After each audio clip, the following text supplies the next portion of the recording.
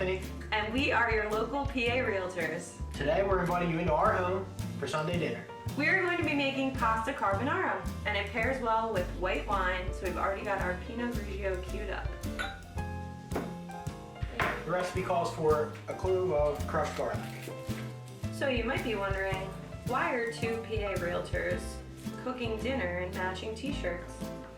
And the answer is because real estate can be very boring. So we decided, why not include you in our Sunday tradition, which is making a meal for our family. And later when we eat it, we will talk about real estate. We are currently in our own home. In the future, we hope to be in other people's homes. And so we can inform you not only about the market, but about the specific houses that we're selling or are for sale in your area. The next step is grating Parmesan cheese. Did you know that even Italian Parmesan cheese sold in a US supermarket is usually from Wisconsin? Fun fact of the day. A generous half cup of pancetta, 3/4 of a cup of freshly grated Parmesan, 1 crushed clove of garlic.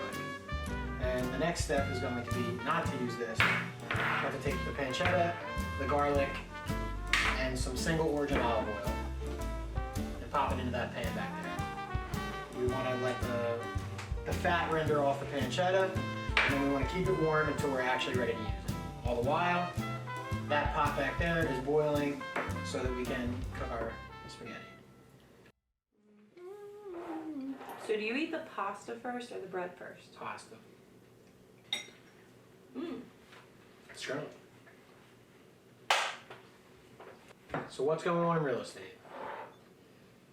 About to be the beginning of October. Some of the September trends were, we saw the resurgence of the home inspection after like many years, well not many years, but a couple years of home inspections going away. So what you mean by that is that people didn't require them when they were buying homes? Yeah, no, they were waived. So the home inspection's coming back? Like during/post COVID, that people were doing crazy things. They were waiving inspections. They were taking money out of their 401ks to compensate for mortgage appraisals that didn't happen. So for example, if you don't know about that, even if you offer a certain amount of money that you'll pay for a house and the seller accepts your offer, the bank/mortgage company still has to appraise the house. And they can say like, hey, you offered way too much for this. We're not gonna cover a mortgage at that amount, so you have to make up the difference. And we saw like all those crazy trends. But now, I'd say in this area, like Chester County, it's more of like a neutral market rather than a seller's market. Buyers are having more power to be able to say, I want an inspection. Maybe I want some seller's assist. That's another thing. But maybe I want a couple minutes to think about it before I have to buy this. That's one of the biggest things in my opinion is like, if I see a house, I don't have to decide in the next 3 hours whether I want it or not. Yeah. Time is of the essence is what we learn as realtors. So like, yeah, you should move on something if you're interested. But you know, I honestly feel, having gotten my license in 2022, I feel like, I don't know, like it was just this time where honestly a realtor's job goes so quickly and was so easy. Because there were no negotiations, there were no inspections. Now people want to close in like 30 days and the banks can make it happen. Yep. And so I think this fall things are slowing down a little bit. Not only because of like political unrest here, but also like people are just making more careful choices. Just speaking from our experience, we work with a lot of families. And the families like to be settled before the fall market hits because they want their kids to start the year in a new school. And so that drives a lot of demand in the summer. There are a lot of other factors, but it's one of the biggest things that we see with people that we generally work with.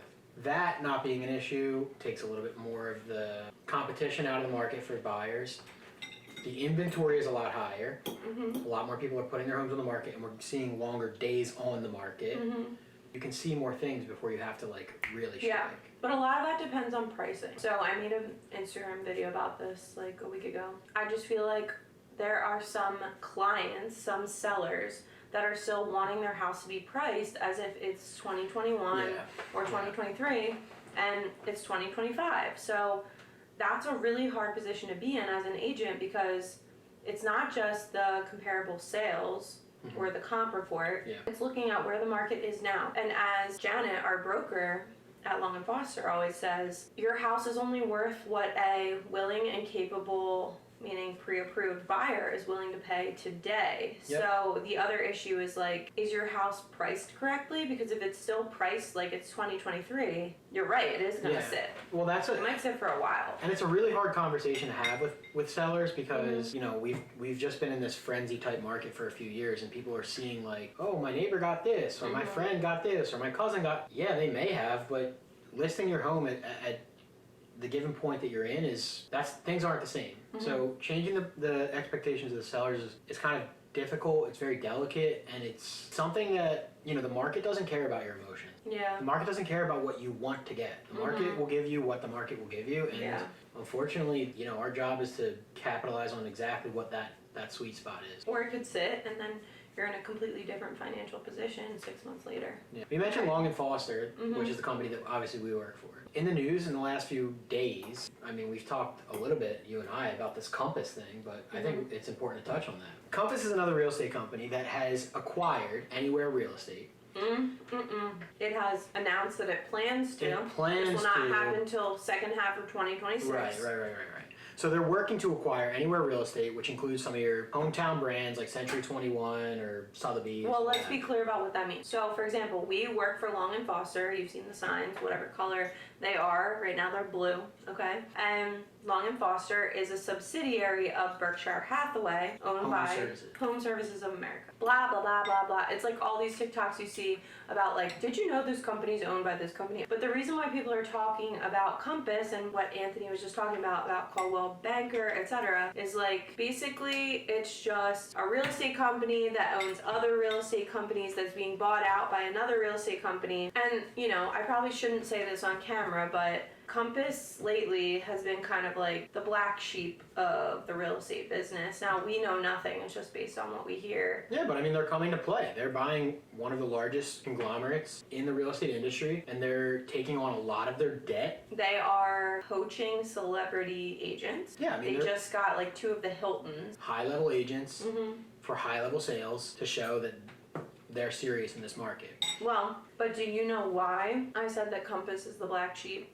Is it because of their exclusive listings? Yes. Can you explain to everyone what that is? Yeah, so essentially, Compass has an opportunity to make some listings exclusive. And the idea is that they are on a platform that is only available to Compass clients. And so while it sounds great if you're a Compass client, the broader public, these listings are private. You can't see them. So you might not have the opportunity to buy it. Yeah. Is that good or bad for the seller? Well, it's something Compass is using as a selling point. Say, like, we have our own private platform that your home will go to. Well, I think that they're doing this to combat the world of Zillow and Redfin, which are basically like changing their online/in-person process of selling and buying real estate, so that, no offense, but they're like kind of cutting out an agent that doesn't belong to them. And they're smart. They're smart for that. But Compass is going the other way and saying, okay, well, we're not going to give all agents or all internet platforms access to these listings. Right.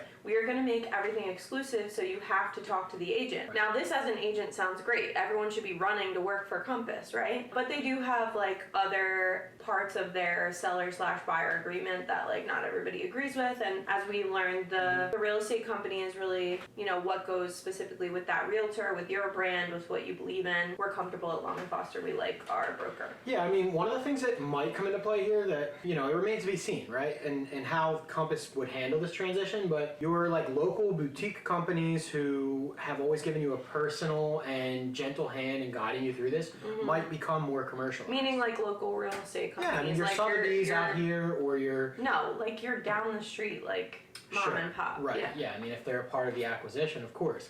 We might see them become more commercialized as Compass tries to take on a lot more, you know, a larger number of these entities. I think real estate keeps changing. There keep being like changes in laws, changes in protocol, fines. That's how every career is. I think the bigger issue here is for the general public, which is Compass planning to acquire Anywhere Realty means that they will be a gigantic conglomerate of real estate power, and we suppose, what I learned in history class or like gov was we are supposed to have policies, etc., that prevent gigantic monopolies in any area of the open market. And so I think that's like the biggest concern for the public is like, wow, I think I'm working with Compass, but who am I really working with?